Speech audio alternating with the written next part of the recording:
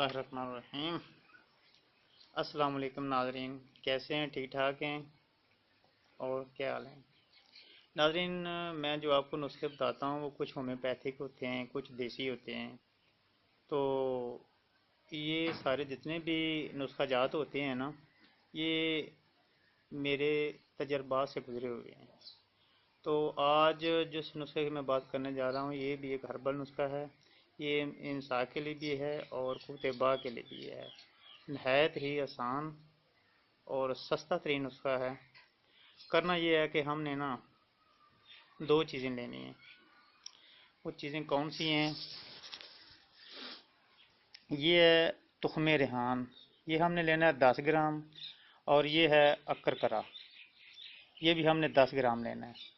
अब करना ये है कि इन दोनों को मसाला पीसने वाली जो ग्राइंड होती है ना, उसमें ग्राइंड कर लेना है। और ये खाली कैप्सूल ले लेने हैं। तो ये कैप्सूल भर लेने हैं, ये तकरीबन 35-40 कैप्सूल भरे जाएंगे।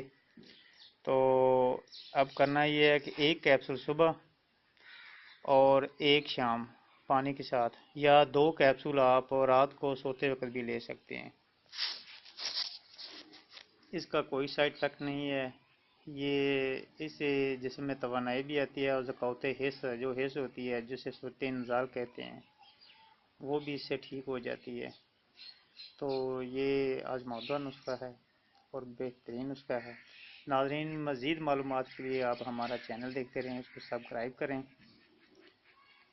ओके जी, शुक्रिया, अल्लाह हाफिज़, थैंक यू।